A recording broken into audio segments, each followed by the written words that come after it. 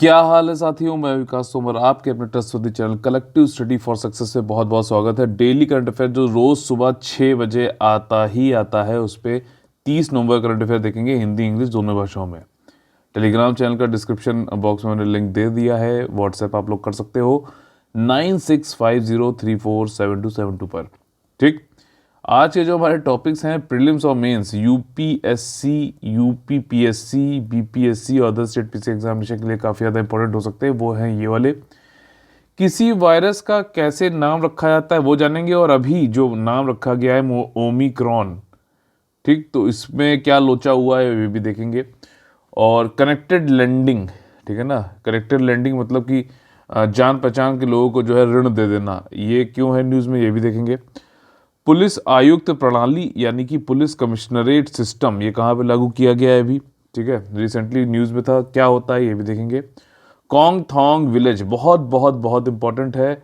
North east में village है, मेघालय में, इंपॉर्टेंट है, क्यों है वो जानेंगे। इंटरनेशनल टूरिज्म मार्ट, ठीक है ना, इंटरनेशनल अंतर्राष्ट्रीय पर्यटन मार्ट लगाया गया है, कहाँ पे है ये भी नॉर्थ ईस्ट में हुआ है। और नॉर्थ ईस्ट में क्या क्या मैपिंग में हमें ध्यान देना है, सारी चीज़ें आज बताऊंगा यहाँ पर, तो काफ़ी ज़्यादा इंपॉर्टेंट होने वाला आज का session. Global chemical and petrochemical manufacturing hub, global chemical and petrochemical manufacturing hub, इसका सेकेंड अभी सेशन हुआ था, इसके बारे में देखेंगे। अगला जो इकोनॉमी से इंपॉर्टेंट टॉपिक है वो है, और ईपीएफओ के लिए, ईपीएफओ का अभी जो है आ रहा है आपका इंटरव्यू, और ईपीएफओ के इंटरव्यू के लिए मैं पूरी कंप्लीट फ्री में तैयारी कराऊंगा आप लोगों की, ठीक है। तो ध्यान रखिएगा, जो लोग भी ईपीएफओ के हैं, आप लोग जान पहचान के, या फिर आप खुद भी तैयारी कर रहे हैं, तो जरूर जो है हमारे चैनल से जुड़ जाइए, टेलीग्राम चैनल से। सब कुछ मैं यहाँ पर आपकी तैयारी करवाऊंगा ए टू जेड इंटरव्यू के लिए। ठीक, आपका वेज रेट इंडेक्स की बात हुई है, मजदूरी दर सूचकांक क्या न्यूज़ में आया है देखेंगे। भारत में प्राथमिक स्वास्थ्य देखभाल यानी कि प्राइमरी हेल्थ केयर जो सेंटर्स होते हैं इंडिया में, उनके बारे में क्या चीज़ें न्यूज़ में। इंडिया बांग्लादेश के इकोनॉमिक टाइज और इन फ्लाइट वाईफाई, मतलब कि फ्लाइट में उड़ते हुए वाईफाई का, इंटरनेट का मजा लेने वाली चीज़ में कितना सक्सेसफुल हुआ है जब से भारत में ये लागू किया गया है या फिर अलाउ किया गया है। ठीक, तो चलिए स्टार्ट कर लेते हैं बिना किसी देरी के। सबसे पहले जो है हमारा टॉपिक है नेमिंग अ वायरस, ठीक है। WHO ने अभी जो नया वायरस साउथ अफ्रीका में ढूंढा गया जिसमें म्यूटेशन काफी हो रहा था, तो उसका नाम रखा ओमिक्रॉन। ठीक, इसके बारे में मैंने कल आप लोगों को पूरा पढ़ाया था। ओमिक्रॉन नाम रखा गया ये जो है सार्स कोवी 2 वायरस का। ठीक, अब ये सारे नाम है, अल्फा बीटा गामा और लैम्डा, ये सारे जो है ग्रीक लेटर से है, ठीक है ना। ऐसा क्यों नाम रखा जा रहा है, एक तो ये जैसे इंडिया में डेल्टा पाया गया वेरिएंट, ठीक, उससे पहले कप्पा पाया गया, तो क्या है कि लोग ये क्या लगा रहे हैं, इंडिया वायरस इंडिया वायरस। तो इंडिया किसी कंट्री के ऊपर नेम ब्लेम ये सब ना हो, इसलिए ग्रीक जो है लेटर का उपयोग किया जा रहा है। और दूसरी चीज ये है, ग्रीक लेटर इजी भी है याद करने में। अगर साइंटिफिक नेम देखोगे तो कि जो कि बहुत ही लंबे होते हैं, अटपटे से होते, याद ही नहीं होते, तो Greek letter are comparatively easy for general public to understand, to know, और उनके बारे में जान पहचान करना कि हाँ भैया कौन सा एक जो है डेल्टा जो है आपका ओमिक्रॉन से अलग है। ठीक, ये चीज़ है, तो ये इसलिए ग्रीक लेटर्स रखे जाते हैं। लेकिन अभी जो ओमिक्रॉन नाम रखा गया, इसमें WHO ने 2 जो लेटर्स थे ग्रीक अल्फाबेट के, उनको छोड़ दिया। एक तो था NU न्यू, तो उन्होंने ये कहा क्योंकि ये न्यू मतलब कि नया कोविड वेरिएंट आ गया है, तो ऐसा भी कंफ्यूजन हो सकता है, इसलिए ये नेम छोड़ दिया। दूसरा जो है वो था जी। अब चाइना में क्योंकि जो है एक सरनेम की तरह यूज किया जाता है जी, तो इसलिए जी को भी इन्होंने लिया। और आपको पता है जी जिनपिंग तो भैया चाइनीज के प्रेसिडेंट हैं, जो कि उनकी लाइफ टाइम तक जो है वो रहने वाले हैं चाइना के सबसे सर्वोच्च पद पे।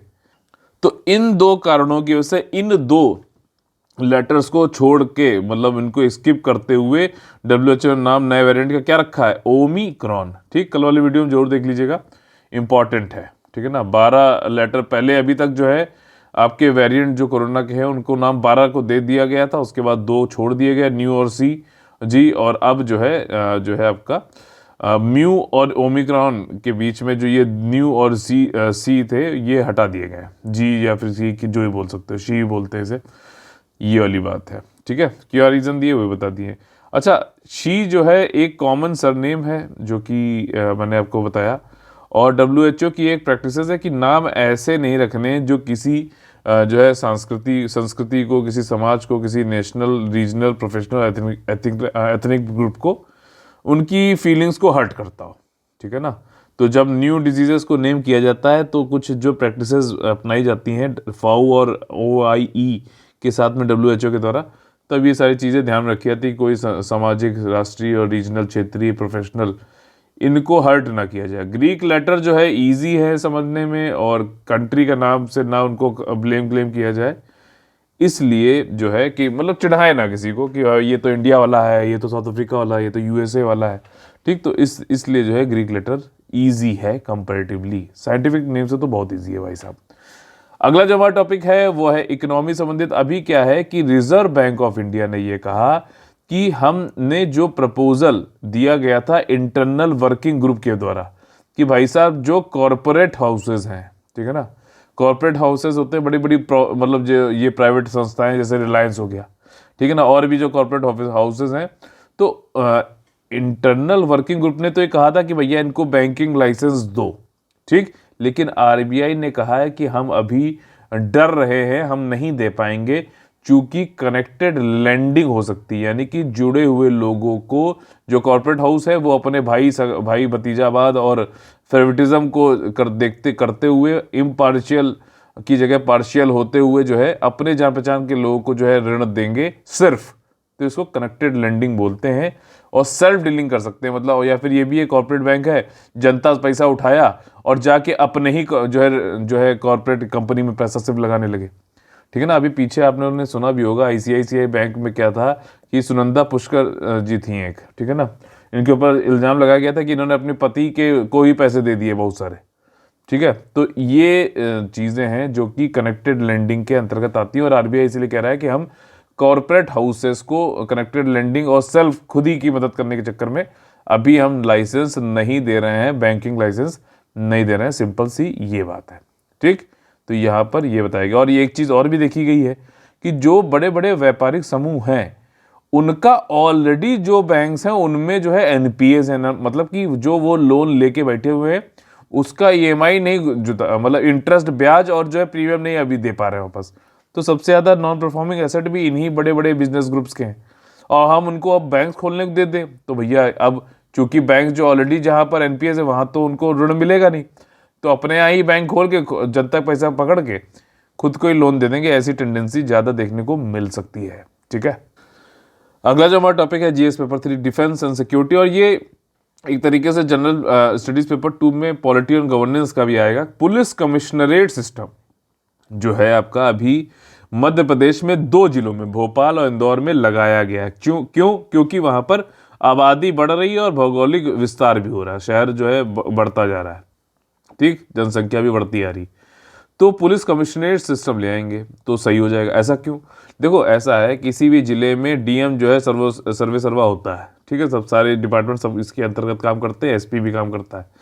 लेकिन कई बार क्या होता है कि बढ़ती हुई आबादी और भौगोलिक विस्तार की वजह से जो है DM सब कुछ करे, तो थोड़ा बहुत ये है कि एक पैरेलली कुछ पावर्स जो है पुलिस वालों को भी दे दी जाती है, और ताकि ये दोनों लोग जो है अपने अपने स्फीयर में बढ़िया तरीके से काम कर सके। और ये भी कहा जाता है कि SP जो है इसकी वजह से DM चूंकि रहेगा तो भैया DM उससे ऊपर ही ना, SP से DM के प्रति ज़्यादा जवाबदेही भी हो जाता है, ज़्यादा अकाउंटेबल भी हो जाता है। तो डुअल कमांड सिस्टम जो है पुलिसिंग का यहाँ पे अपनाया जाता है, जिसमें डिस्ट्रिक्ट मजिस्ट्रेट जो है और SP जो है उनकी पावर और रिस्पॉन्सिबिलिटीज़ जो है अलग अलग हो जाती हैं, कुछ कुछ जगहों पे पावर और रिस्पॉन्सिबिलिटीज़ बांट दी जाती हैं, ठीक। DM को ये कहा जाता है भैया तुम अरेस्ट वारंट इशू करो, लाइसेंसेस इशू करो। वहीं SP जो है वो क्या करते हैं कि उनके पास रिस्पॉन्सिबिलिटी होती है, पावर्स होती हैं कि क्राइम को इन्वेस्टिगेट करें, अरेस्ट करें, ठीक। तो एक तरीके से DM को प्रति ज़्यादा अकाउंटेबल भी हो जाते हैं। पुलिस कमिश्नरेट सिस्टम अभी आप लोगों ने देखा होगा UP में भी लगाया गया था, लखनऊ में जैसे लगा हुआ है, ठीक है ना। तो UP में DM की और जो पुलिस कमिश्नर है उनकी अलग अलग जो है जगहों पे कुछ पावर्स दी गई हैं, बराबर बांटी गई हैं, ताकि वर्कलोड कम हो सके और ज़्यादा बेहतर तरीके से प्रशासन चल सके। पुलिस कमिश्नरेट सिस्टम जो होता है आपका, आयुक्तालय प्रणाली, इसके अंतर्गत क्या है, पुलिसिंग और जो आपकी मजिस्ट्रेसी जो है, ये इसमें ये है कि सिर्फ मजिस्ट्रेट के पास ही सब मतलब सर्वे सर्वा ना रहे, कंसंट्रेशन ऑफ पावर ना रहे, थोड़ा सा डिसेंट्रलाइज विकेंद्रीकृत किया जाए, इसके लिए भी पुलिस कमिश्नरेट सिस्टम भी लाया जाता है। ठीक, और जो आपका इसमें कमिश्नर जो होता है, पुलिस से संबंधित जो भी चीज़ें कमिश्नर के पास जाएंगी, कमिश्नर जो है डायरेक्ट आपका स्टेट गवर्नमेंट को रिपोर्ट करता है या फिर स्टेट पुलिस चीफ को रिपोर्ट करता है। ठीक, जैसे मान लीजिए लखनऊ में जो है आपका कमिश्नर बनाए गए, पुलिस कमिश्नरेट सिस्टम लगा हुआ है, तो पुलिस कमिश्नर जो है सीधे डीएम की जगह जो है क्या करेगा, यहाँ पर स्टेट गवर्नमेंट के लिए अकाउंटेबल हो जाएगा। ठीक, स्टेट पुलिस चीफ जो भी पुलिस वाला है वो स्टेट पुलिस चीफ से बात करेगा। तो ये वाली चीज़ हो जाती है। कमिश्नर ऑफ पुलिस जो है ये इसमें यहाँ पर यही है कि कंसंट्रेशन ऑफ पावर ना हो, और असिस्टेंट कमिश्नर ऑफ पुलिस जो है उसके ऊपर के रैंक वाला जो है कोई कमिश्नर बनेगा, जिसके जो कि ये सारी चीज़ें देख रेख करेगा पुलिस कमिश्नरेट सिस्टम के अंतर्गत जो भी पावर का विभाजन किया गया होगा। ठीक, तो ये चीज़ है। अगला जो हमारा टॉपिक है इंपॉर्टेंट काफ़ी ज़्यादा है, क्योंकि नॉर्थ ईस्ट से ये न्यूज़ है। और दूसरी चीज़ कि geography, general studies paper 1 geography, या फिर इसको आर्ट एंड कल्चर में भी जोड़ सकते हैं। अभी क्या हुआ है कि भारतीय गवर्नमेंट ने, मिनिस्ट्री ऑफ कल्चर ने यहाँ पर क्या किया कि मिनिस्ट्री ऑफ टूरिज्म में जो कोंगथोंग याला विलेज है, ठीक, मेघालय का कोंगथोंग विलेज है, इसको सेलेक्ट किया है UNWTO के बेस्ट टूरिज्म विलेज कॉन्टेस्ट के लिए। ठीक, इंडिया की तरफ से जो है WTO का बेस्ट टूरिज्म विलेज का कंटेस्ट हो रहा है, तो भारत ने जो अपनी एंट्री भेजी है वो क्या भेजी है, कोंगथोंग विलेज की भेजी है। तो मतलब और टूरिज्म बढ़ाने के लिए बात हो रही है, वो तो वही है, ये दर्जा मिलेगा तो अच्छा है, इसका टूरिज्म बढ़ेगा। लेकिन हमारी तरफ से अगर इसको भेजा गया तो यहाँ पे कुछ यूनिक चीज़ होगी ना, तो वो यूनिक चीज़ ये है, जैसे मेरा नाम विकास है, आपका नाम ABC कुछ भी है, ठीक, वैसे ही इस विलेज में क्या होता है कि नाम तो होते हैं पारंपरिक, ऐसा नहीं कि नाम नहीं है, कन्वेंशनल नेम तो होते हैं, लेकिन सबका जो नाम है नाम से नहीं पुकारा जाता, उनको किसी एक जो है धुन से पुकारा जाता है, सीटी बजा के या फिर कुछ इस तरीके की। और हर व्यक्ति का अलग, मतलब वो अगर उसी सेम धुन बजाई जाएगी तो सेम मतलब यूनिक वो धुन होगी, और एक अलग, जैसे मेरे लिए विकास के नाम से मान लीजिए कोई एक धुन बनाई गई, तो वाली धुन कहीं बजाई जाएगी तो मैं समझ जाऊंगा कि मुझे बुलाया जा रहा है, समझ रहे हो। तो ये जो है काफ़ी अलग टाइप का विलेज है, जहाँ पर लोगों के नाम तो होते हैं पारंपरिक, लेकिन उससे किसी को नहीं बुलाया जाता, बल्कि एक धुन बजाकर उनको बुलाया जाता है, वो लोग पहचान भी जाते हैं, सबकी अलग अलग धुन के नाम होते हैं। कोंगथोंग विलेज मेघालय में है, मेघालय, गारो, खांसी, जयंती, तीनों हिल है, और ये तीनों ही ट्राइबल्स के नाम है, ठीक है ना। आपका वेस्ट टू ईस्ट ये मैंने आपको बताया है, गारो, खांसी, जयंतिया। तो ये खांसी जो हिल है, यहाँ आपके लोग, और यहीं पे ये विलेज भी है कोंगथोंग में विलेज, यहाँ के लोग इसको विस्लिंग विलेज भी बोला जाता है, सीटी बजाने वाला गांव। ये अनूठी परंपरा है, यहाँ पे बना मतलब सम्मानित किया गया है। अच्छा, जब भारतीय गवर्नमेंट ने ये जो है UNWTO के कंटेस्ट में भेजा गया नाम कोंगथोंग विलेज का, तो कोंगथोंग विलेज के लोग जो है प्रसन्नित हो गए। उन्होंने क्या किया कि मोदी जी के लिए भी एक सीटी बना दी, ठीक, धुन बना दी, और जो मतलब वो बजा के जो है उनको सुनाया गया, तो काफ़ी वो भी प्रफुल्लित हो गए। तो ये वाली चीज़ है, और ये लोकेटेड है आपका नॉर्थ ईस्ट के रोलिंग हिल्स में, काफ़ी ज़्यादा अच्छी जो है खांसी पीपल लोग हैं, जो मैंने आपको बताया अभी। और नेम उनके होते हैं, पर पारंपरिक रूप से होते तो नेम है, बट उनको यूज़ नहीं किया जाता है। और जो भी ट्यून यहाँ पर दी जाती है रेसिडेंट के द्वारा, उसको बोलते हैं जिंगरवई लेबई, ठीक है ना। जो ये धुन देने की प्रथा है, इसको जिंगरवई लबई के नाम से जाना जाता है, याद रखना, ठीक। खांसी क्लैन है मिथिकल, जो भी ओरिजिनल मर्दर वहाँ की हैं उनको, मतलब इसका लिटरल मीनिंग क्या है जिंगरवई लेबई का, कि songs of the clan first women, ठीक है। और बाकी मैंने आपको बता दिया, UNWTO best tourism village contest होने वाला है, उसके लिए इंडिया की तरफ से एंट्री है कोंगथोंग विलेज मेघालय। WTO बहुत ट्रेड ऑर्गेनाइजेशन, यहाँ पर ये क्या है, ये टूरिज्म ऑर्गेनाइजेशन है। हम बात कर रहे हैं यहाँ पे वर्ल्ड ट्रेड ऑर्गेनाइजेशन, काफ़ी ज़्यादा इंपॉर्टेंट है। हर साल UPSC एक नई क्वेश्चन जरूर पूछता है, जो भी जो है न्यूज़ में होता है उनकी मिनिस्ट्रियल कॉन्फ्रेंस के बाद में, ठीक। तो ये चीज़ है। अगला जो हमारा टॉपिक है वो है इकोनॉमी संबंधित इंटरनेशनल टूरिज्म मार्ट। अब यहाँ पर क्या है, नॉर्थ ईस्ट में, ठीक, नॉर्थ ईस्ट में देखिए ये आपका मैप है। और देखिए नॉर्थ ईस्ट में मैपिंग क्या क्या ध्यान रखना, और यही कुछ कॉमन चीज़ें आपको हर जगह देखनी ही देखनी है मैपिंग में, तो ये यहाँ पे बताऊंगा, ठीक। इंटरनेशनल अंतर्राष्ट्रीय पर्यटन मार्ट हो रहा है, ये ministry of state tourism and defence जो है उन्होंने इसको एड्रेस किया यहाँ पे ओपनिंग सेशन, जो कि 9th इंटरनेशनल टूरिस्ट मार्ट है।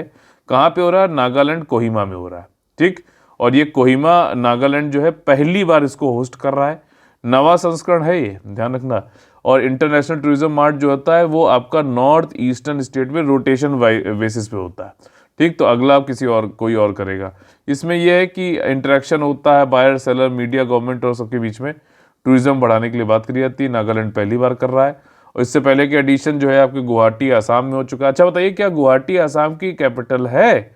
देखिए यहाँ पर ये जो मैप मैंने उठाया ये है विकीपीडिया से, और इसमें देखिए गलत दे रखा है, यहाँ पे लिखा हुआ है स्टेट कैपिटल, लेकिन गुवाहाटी जो है आसाम की स्टेट कैपिटल नहीं है, दिसपुर है, दिसपुर है। इसी तरीके से बताइए गुजरात की स्टेट कैपिटल क्या है, ठीक है ना। थोड़ा सा एक गुवाहाटी ज्यादा बहुचर्चित है, लेकिन एक्चुअल में दिसपुर जो है वो कैपिटल है, ध्यान रखना, ठीक।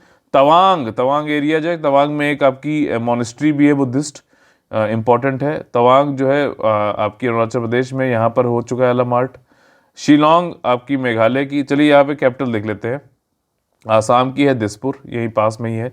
शिलोंग मेघालय, अगरतला त्रिपुरा, ठीक है, और आइजवाल मिजोरम, इसमें भी जेड है, इसमें भी जेड है। इस तरीके से मणिपाल, इम्फाल, मणिपुर आपका इम्फाल हो गया। कोहिमा नागालैंड ये भी कर रहा है इसको।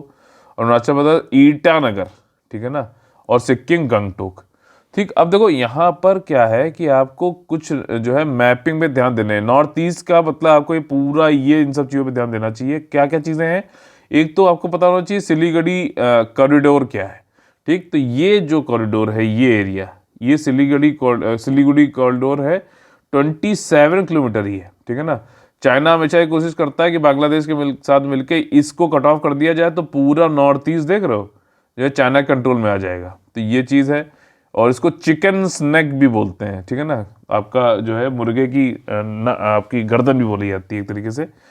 और अगला क्या है कि प्रोटेक्टेड एरियाज कौन कौन से हैं, मतलब कि आपके राष्ट्रीय उद्यान, ठीक, वन्य जीव अभयारण्य यानी कि wild life sanctuaries, national park, इन सबको जो भी नॉर्थ ईस्ट में है अच्छे से पढ़ो। जैसे पक्के नाम से जो है आपका वाइल्ड लाइफ सेंचुरी है या फिर नेशनल पार्क है, बताइए कौन से स्टेट में है, ठीक। मानस कौन से स्टेट में है, ठीक है, तो ये सारे, काजीरंगा कौन से स्टेट में है, तो ये सारी चीज़ें याद रखिएगा। प्रोटेक्टेड एरियाज जो है, national park, wild life centuries, ये तो कम से कम कर ही लीजिए। ईस्टर्न मोस्ट एरिया कौन सा, अरुणाचल प्रदेश है, ध्यान रखना, अरुणाचल प्रदेश है। और इसमें भी सबसे ईस्टर्न मोस्ट जो है कौन सा विलेज है, वेलोंग, ठीक। रिवर बेसिन को याद रखो, जैसे ब्रह्मपुत्रा ऐसे जाके जा रही है, तो ब्रह्मपुत्रा की कौन सी ट्रिब्यूटरीज है, सहायक नदियां हैं, क्या है, ठीक। और भी जगह से जो भी नदियां आ रही हैं, सब, लोहित आती है, आपका सुबनसिरी आती है, ये सारी चीज़ें आपको याद करनी पड़ेंगी। रिवर बेसिन पूरा याद रखना, ठीक है ना, तीस्ता रिवर यहाँ से आती है ऐसे। और आपका माउंटेन और हिल्स, जैसे मैंने आप लोग को बताया, मेघालय में गारो, खांसी, जैंतिया जी के जी, ठीक। तो वैसे ईस्ट की तरफ है, तो ये आपके लोग है। वैसे ही आपका यहाँ पर लुशाई माउंटेन्स कहाँ पे हैं, ब्लू माउंटेन बताइए कहाँ पर है, ठीक है ना। पूर्वांचल जो है पूरा जो हिमालय का घूम के ऐसे आया है, पूर्वांचल इसको कहते हैं यहाँ पर, ठीक। बाकी और भी डाफला, ये सारी चीज़ें कहाँ पे हैं, माउंटेन और हिल्स देखिए। अलग अलग जगहों पे जो ट्राइब्स हैं, जैसे गारो, खांसी, जैंतिया, ये ट्राइब के नाम भी हैं, ठीक। इसी तरीके से ट्राइब के नाम भी हर स्टेट में अलग अलग क्या है, इनको आपको पढ़ना है।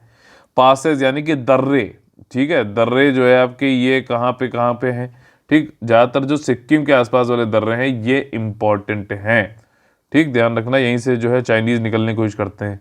कैपिटल कौन सी ईस्ट में है, सबसे कौन सी वेस्ट में है, जैसे सबसे वेस्ट में कौन सी हुई, गंगटोक की हुई।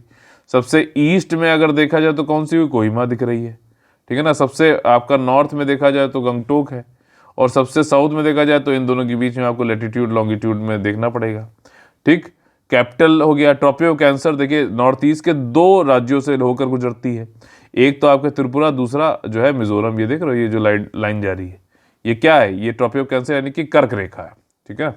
और नेबरिंग कंट्रीज, अब देखो नागालैंड किससे जुड़ रहा है, म्यांमार से, मणिपुर भी जुड़ रहा है, आपका मिजोरम जुड़ रहा है, लेकिन क्या त्रिपुरा म्यांमार से जुड़ रहा है, नहीं, सिर्फ बांग्लादेश से जुड़ रहा है, ठीक। तो कौन सा स्टेट किस किस जो है कंट्रीज जुड़ रहा है ये देखना चाहिए आपको, ठीक है। तो अरुणाचल प्रदेश देखो चाइना से भी जुड़ रहा है, म्यांमार से भी जुड़ रहा है, क्या सिक्किम म्यांमार या फिर बांग्लादेश से जुड़ रहा है, नहीं जुड़ रहा है, ठीक है, नहीं टच कर रहा है, ये वाली बात है।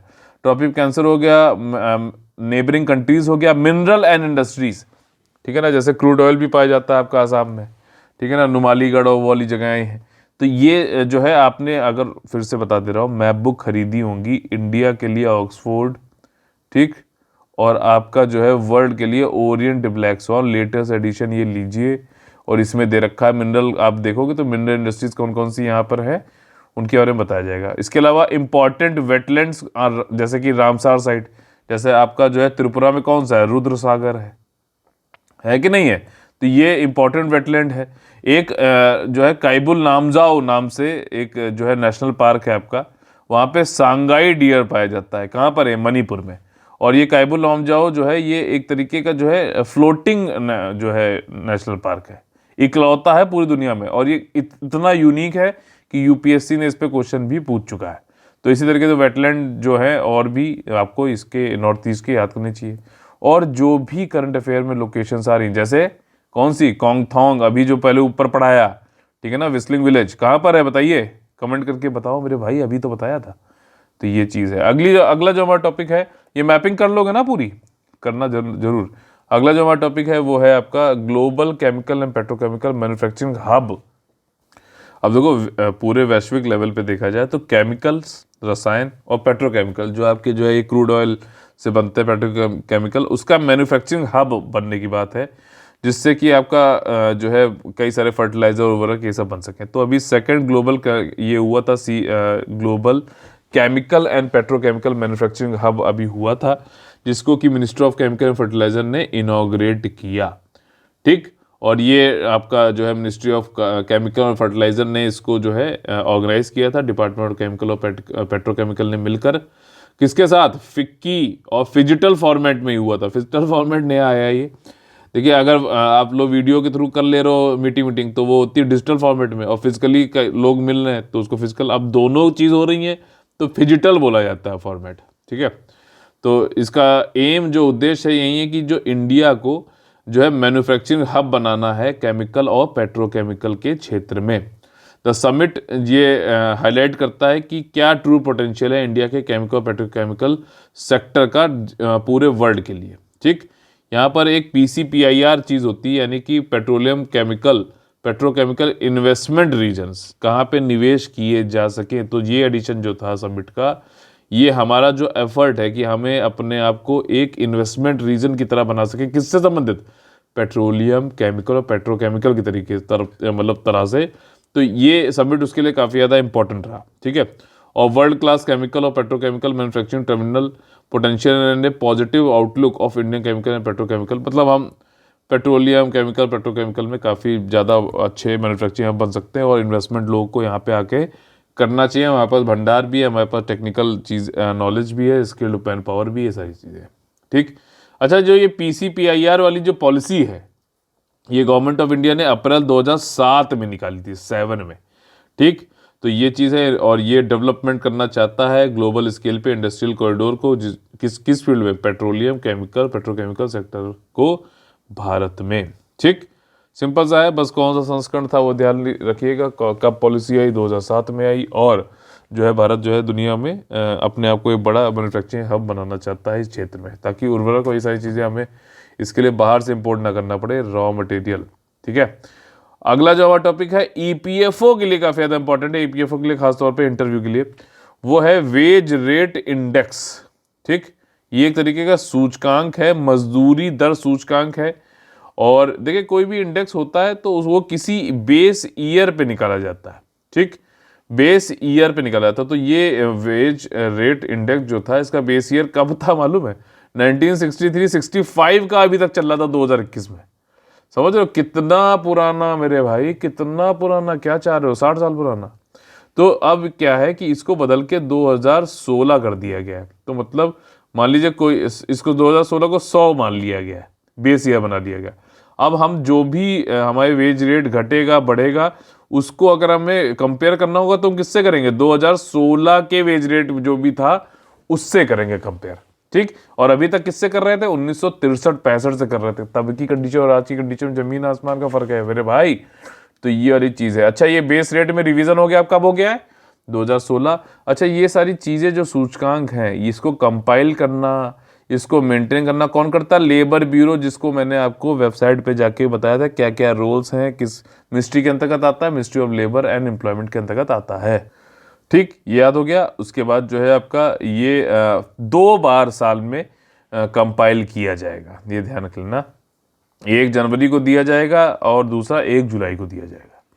मेजर इंप्रूवमेंट काफ़ी सारे जो हुए हैं उसमें देख लेते हैं। अब जो वेइंग डायग्राम है, ठीक है ना, वो आपका मतलब जो ये WRI इंडेक्स जो अब बनाए जाएंगे, प्रिपेयर किए जाएंगे, इसके रिजल्ट वो किस किस सर्वेक्षण के रिजल्ट से प्रिपेयर किए जाएंगे? ऑक्यूपेशनल वेज सर्वे 7th राउंड जो हुआ था, ठीक, कि ऑक्यूपेशनल व्यावसायिक वेतन सर्वेक्षण जो हुआ था उसके आधार पर जो है WRI बनाया जाएगा। बेस ये लेकिन 2016 रहेगा। और अब इसमें 37 इंडस्ट्रीज को कवर कर लिया गया। पहले 21 इंडस्ट्रीज कवर थी। 37 में 30 इंडस्ट्री मैन्युफैक्चरिंग की हैं, यानी कि आपकी विनिर्माण क्षेत्र से हैं, और 4 आपकी जो है खनन क्षेत्र से, माइनिंग से है, और 3 जो है आपकी प्लांटेशन वृक्षारोपण क्षेत्र से हैं। पहले कितनी थी? सिर्फ 21 थी, ठीक। अभी कितनी होगी? 37। 37 में 30 मैन्युफैक्चरिंग, 4 माइनिंग और 3 प्लांटेशन क्षेत्र से हैं। WRI जो बास्केट है, अब उसमें जो है आपकी 37 जो सेलेक्टेड इंडस्ट्रीज है उसमें से 2881 यूनिट्स मतलब इंडस्ट्रीज को से डेटा कलेक्ट किया जाएगा। कितना वेज दे रहे हो, आओ देखें, समझें, करें, है ना, ये वाली चीज़ है। उससे पहले जो है 1256 थे, काफ़ी ज़्यादा बड़ा है ये, दुगने से ज़्यादा। और करीबन 700 ऑक्यूपेशन जो व्यवसाय हैं, 700 व्यवसायों को जोड़ा गया है ये आपके 37 सेलेक्टेड इंडस्ट्रीज में, ठीक। इंडेक्स क्या है? 2016 ही है। EPFO के लिए काफ़ी ज़्यादा इंपॉर्टेंट है ये वाला topic.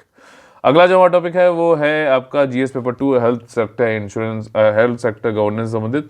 Primary health care India, अगर आप गांव में रहते हैं, कभी गए तो आपने सुना होगा भैया PSC भेज दो, PSC बहुत ध्यान में रहता है। मतलब कि ये, और ये गांव में ग्राम पंचायत में जगह जगह बनाने की कोशिश करी जा रही है, बने भी हुए हैं। तो ये ज़्यादातर जब कोई बीमार होता है या फिर कोई एक्सीडेंट हो जाता है, किसी तरीके का विकार हो जाता है, तो पहला जो हेल्थ इंफ्रास्ट्रक्चर का जो मीटिंग पॉइंट होता है वो PSC होता है।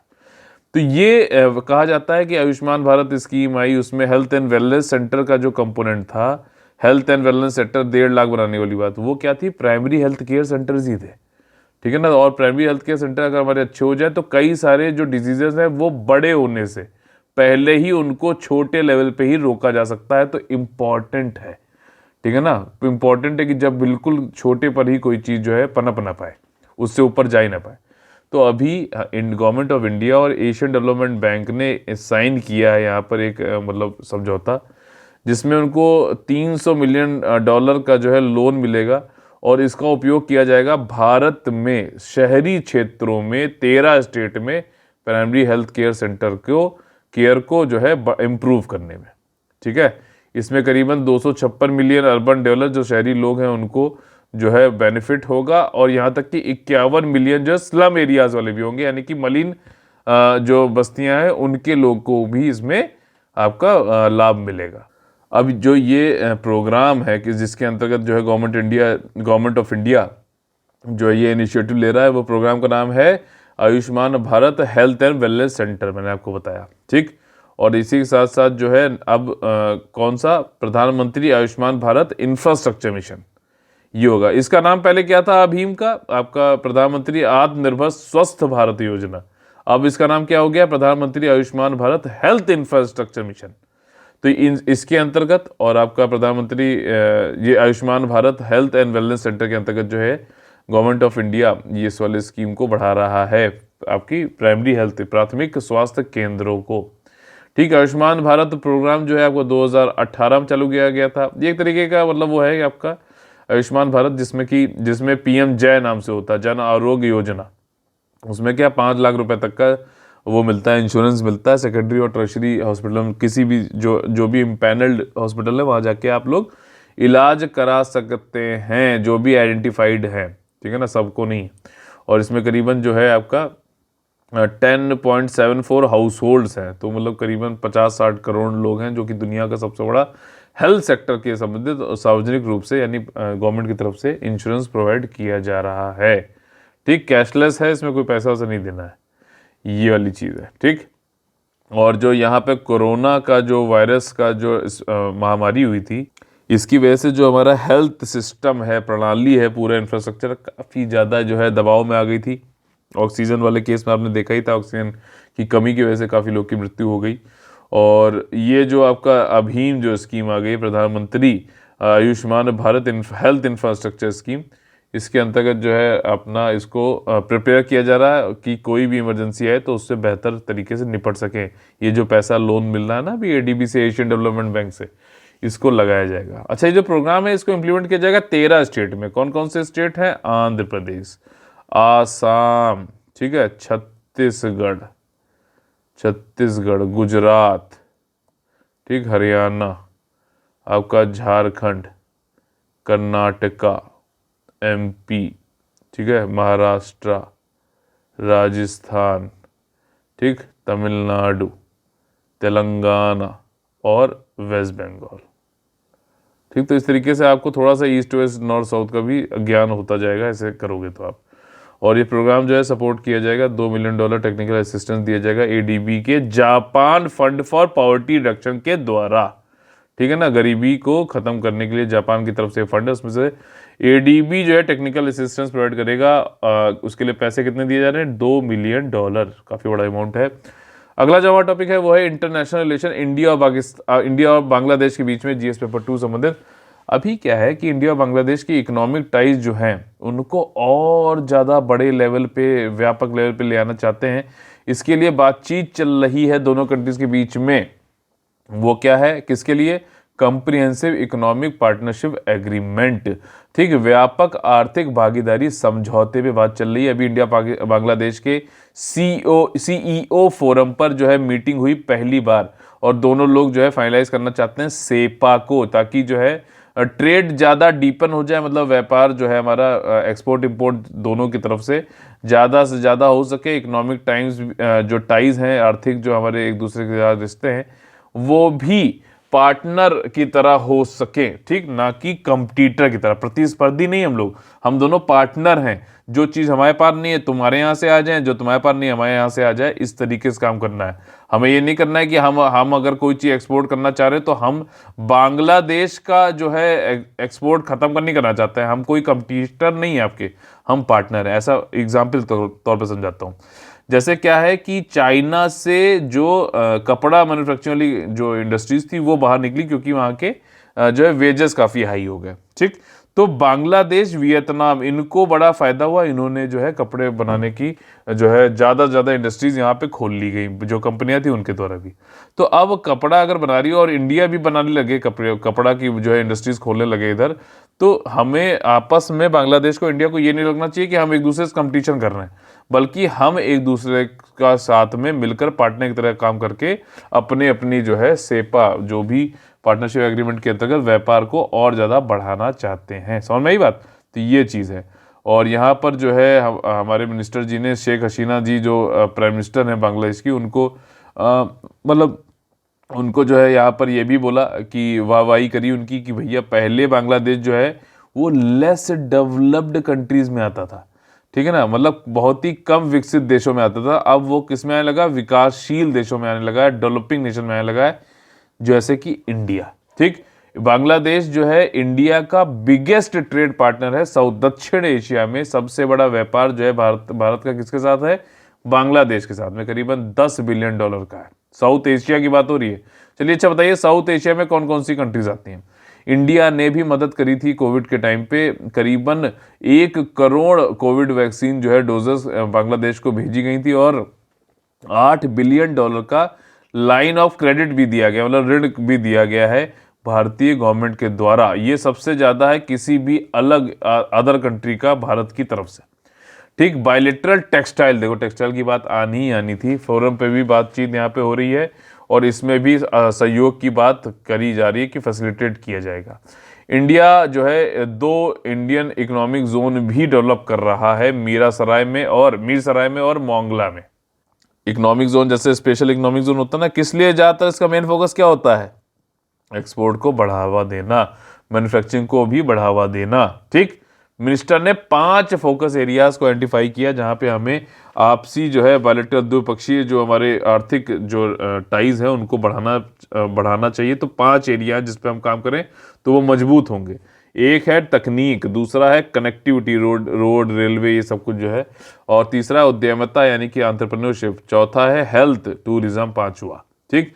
दोनों कंट्री जो है सेलिब्रेट करेंगे 6 दिसंबर को मैत्री दिवस की तरह। मैत्री मतलब फ्रेंडशिप की बात होती है, जिसमें कि ये देखा जाएगा 50 साल हो गए बांग्लादेश के इंडिपेंडेंस को और बायलैटरल टाइज को इंडिया के साथ में बांग्लादेश के। तो इसको जो है एक तरीके से सेलिब्रेट करते हुए इस दिन को दिसंबर 6 को जो है मैत्री दिवस की तरह इसको मनाया जाएगा।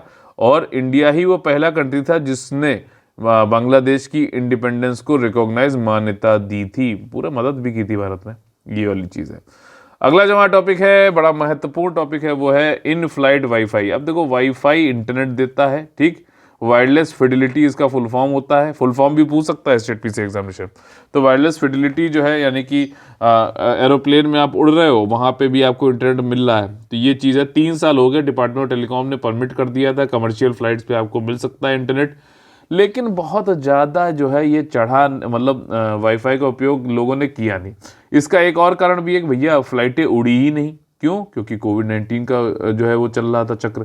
अभी फिर से खोलने की बात हो रही थी, लेकिन जैसे ओमिक्रॉन आया तो मुझे लगता है कि लॉकडाउन, लोग ज़्यादा घबराने की बात तो नहीं, लेकिन लोग जो है तैयार रहिए कि हो सकता है लॉकडाउन लगे। ठीक है ना, कुछ ना कुछ मेजर्स लिए जाएंगे ताकि ये संक्रमण जो है तेजी से ना फैले। अभी कर्नाटका में पकड़ा गया है, साउथ अफ्रीका से लौट के आया, तो ओमिक्रॉन है उसको वायरस। ठीक है। डोमेस्टिक कैरियर जो है ज़्यादा उड़े नहीं और काफ़ी ज़्यादा एक्सपेंसिव भी है इसको लगाना, जिसकी वजह से इन फ्लाइट जो है वाईफाई नहीं दिया जा पा रहा है, सब लोग ले भी नहीं पा रहे हैं पैसेंजर्स। ठीक है ना, और चीपेस्ट टिकट है तो यहाँ पे ज़्यादातर जो है लोग नहीं ले पा रहे हैं। कुछ इंटरनेशनल एयरलाइन जो है प्रोवाइड भी करती हैं फ्लाइट में एयर वाईफाई, जैसे कि लुफ्थांसा, एयर फ्रांस, इमिरात। लेकिन जैसे ही भारत की टेरिटरी के अंतर्गत घुसती हैं वाईफाई, वैसे ही वाईफाई जो है टाइम फिक्स हो जाता है, यानी कि ये लोग स्विच ऑफ कर देते हैं। ठीक है ना, इंडियन स्काईज में आते ही। और इस इक्विपमेंट, अगर इक्विपमेंट लगाना है ठीक वाईफाई प्रदान करने वाला किसी जहाज में, तो एक जहाज में इसके लिए 3 से 4 करोड़ रुपये लगता है, जो कि ज़्यादा पैसा लग रहा है मुझे। और फुल टाइम सर्विस प्रोवाइडर जो हमारा कैरियर है विस्तारा, ये खाली अकेला एक इंडियन एयरलाइन है जो कि वाईफाई की सर्विसेज दे रहा है सितंबर 2020 से। तो ये था आज का हमारा 30 नवंबर का करंट अफेयर। और अब हम लोग जो है समरी रिवीजन करेंगे 30 नवंबर के सारे जो टॉपिक्स हैं।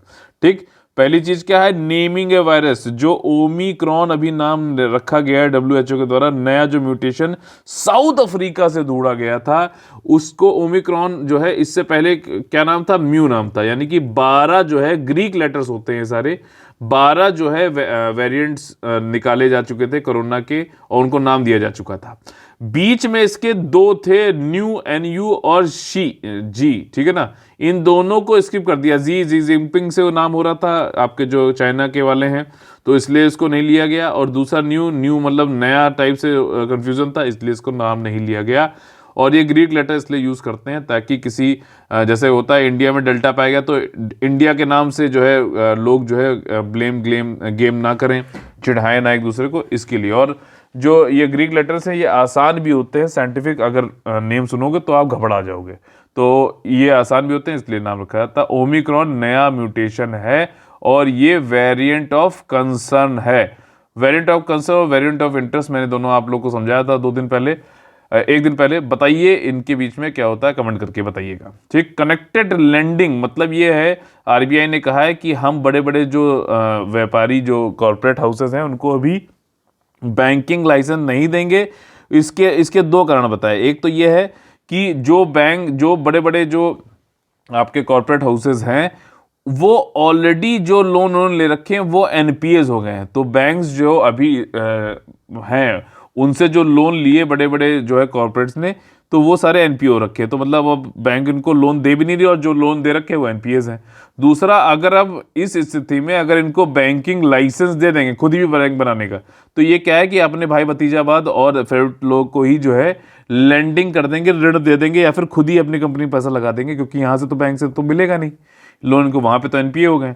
तो इसलिए हम जो है ये बैंकिंग लाइसेंस बड़े बड़े कॉर्पोरेट हाउसेस को अभी आरबीआई नहीं देगा, ऐसा बोला है। और अपने भाई, सगे संबंधी, भाई भतीजाबाद और फेवरेट लोग को जो ये लेंडिंग करते हैं इसको कनेक्टेड लेंडिंग बोला जाता है। आईसीआईसीआई की जो एक वीमन वो थी, हेड थी सुनंदा कोचर, उनको जो है यहाँ पर ब्लेम किया गया था कि उन्होंने अपने पति को ही सारे पैसे दे दिए। तो वो भी एक एग्जाम्पल हो सकता है कनेक्टेड लेंडिंग का, मतलब जान पहचान लोगों को ऋण दे देना। पुलिस कमिश्नरेट सिस्टम अभी न्यूज़ में इसलिए था क्योंकि आपका भोपाल और जो है इंदौर एमपी में जो है वहाँ पे लागू किया जा रहा है। इसमें कंसंट्रेशन ऑफ पावर सिर्फ एक में, डीएम में ना रहे, कुछ जो पावर है आपका पैरेलली पुलिस वाले को से संबंधित जो चीज़ें हैं वो पुलिस वाले ही करें, बार बार पुलिस वाले को डीएम के सामने खड़ा ना होना पड़े हर चीज़ में ऑर्डर लेने के लिए।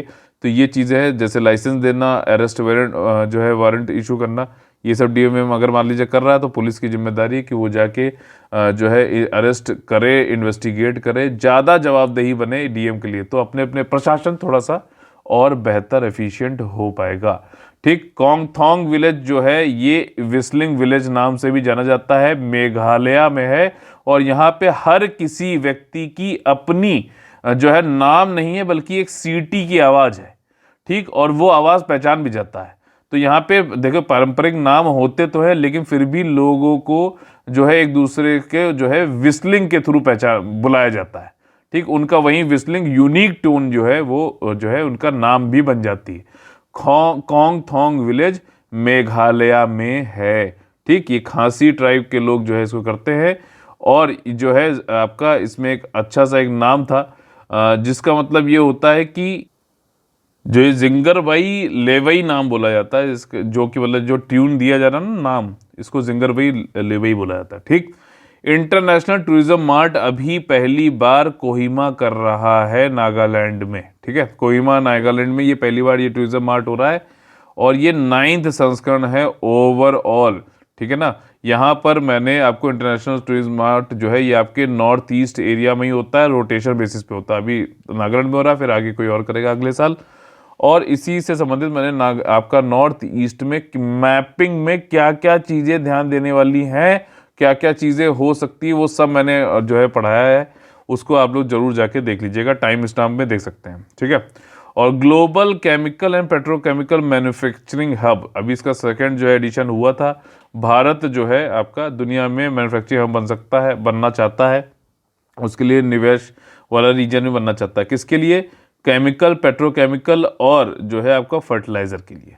ठीक, इंपॉर्टेंट है ईपीएफओ इंटरव्यू के लिए। वेज रेट इंडेक्स, इसका जो बेस रेट था 1963-65 से अब चेंज करके 2016 कर दिया गया है। मेन हाईलाइट यहाँ पर यही है। और ये सब जो कंपाइल किया जाएगा हर साल 2 बार किया जाएगा, और कंपाइल करेगा कौन? लेबर ब्यूरो करेगा, जो कि मिनिस्ट्री ऑफ लेबर और मैन्युफैक्चरिंग मिनिस्ट्री ऑफ लेबर और एंटरप्रेन्योरशिप के अंतर्गत आता है। प्राइमरी हेल्थ केयर जो इंडिया में क्या है कि इंडिया और एशियन डेवलपमेंट बैंक इन दोनों के बीच में कुछ पैसा लेके जो है भारत में आपका आयुष्मान भारत जो है आपका Ayushman Bharat health infrastructure mission जो है उसके अंतर्गत, और Ayushman Bharat health and wellness centre जो है उसके अंतर्गत प्राइमरी हेल्थ केयर सेंटर्स बनाए जाएंगे और उनको और मजबूत किया जाएगा। ठीक, तो ये जो स्कीम्स हैं आयुष्मान भारत जरूर पढ़िएगा। इसकी एक और कंपोनेंट भी है, आयुष्मान भारत जन आरोग्य योजना। ठीक है ना, 5 लाख का इंश्योरेंस जो है इसमें दिया जाता है। इंडिया बांग्लादेश इकोनॉमिक टाइज जो है अब इनके दोनों के बीच में कंप्रिहेंसिव इकोनॉमिक पार्टनरशिप एग्रीमेंट की बात चल रही है, और ऑलरेडी भी बांग्लादेश भारत का सबसे बड़ा ट्रेडिंग पार्टनर है। $12 बिलियन का ये लोग करते हैं। अभी 6 दिसंबर को ये लोग मैत्री दिवस यानी कि फ्रेंडशिप डे भी मनाएंगे। 50 साल हो जाएंगे जब भारत की मदद से बांग्लादेश आज़ाद हुआ था, और भारत ने सबसे पहली बार जो है बांग्लादेश को मान्यता दी थी इंडिपेंडेंट कंट्री की तरह से। ठीक, और अब बांग्लादेश जो है अब लीस्ट डेवलप्ड कंट्री नहीं, कम मतलब बहुत ही कम विकसित देश नहीं बल्कि विकासशील देश की कैटेगरी में आ गया है। टेक्सटाइल सेक्टर में भी सहयोग किया जाएगा। इन फ्लाइट वाईफाई जो है भारत में सिर्फ विस्तारा जो है वो देती है, और मतलब इन फ्लाइट वाईफाई पूरी तरीके से सितंबर 2020 से। बाकी जगहों पे कोरोना आने की वजह से ज़्यादा जो है सक्सेसफुल नहीं हो पाया जब से अलाउ किया गया है। तो इसी के साथ में आपको ये जो है, हाँ, एक वेज रेट इंडेक्स में 37 इंडस्ट्रीज जो है अब ली जाएंगी। ठीक है, 37 इंडस्ट्रीज में से 30 जो है वो मैन्युफैक्चरिंग में होंगी, 4 जो है वो माइनिंग की होंगी और 3 जो है आपकी प्लांटेशन से होंगी। ये ध्यान रख लेना। ठीक है, और ये जो है थोड़ा सा, और यहाँ पर इसी के साथ में हम लोग का समरी रिवीजन यहाँ पे खत्म होता है और 30 नवंबर का जो है करंट अफेयर खत्म होता है, हिंदी इंग्लिश दोनों ही भाषाओं में। अगर आप लोगों को पसंद आता है प्लीज लाइक का बटन तोड़िए और ज्यादा से ज्यादा लोगों को हमारे आपके अपने चैनल से जोड़िए, शेयर सब्सक्राइब और कमेंट करवा के। चैनल का नाम क्या है? कलेक्टिव स्टडी फॉर सक्सेस, यानी कि जो है सामूहिक अध्ययन सफलता के लिए हमें साथ में करना, ये आपका अपना चैनल है। तो चलिए अभी यहाँ पे फिनिश करते हैं, और आप लोग टेलीग्राम चैनल भी हमारा ज्वाइन कर सकते हैं, डिस्क्रिप्शन में दे रखा है। 9650347272 ये व्हाट्सएप नंबर है, आप लोग पूछ सकते हैं यहाँ पर, कोई भी आपको क्वेरी है तो स्टडी संबंधित। तो चलिए कल फिर से मुलाकात होगी सुबह 6 बजे, तब तक के लिए आप लोग से लेते हैं अलविदा। जय हिंद, जय Bharat, all the very best है, वंदे वंदे मातरम।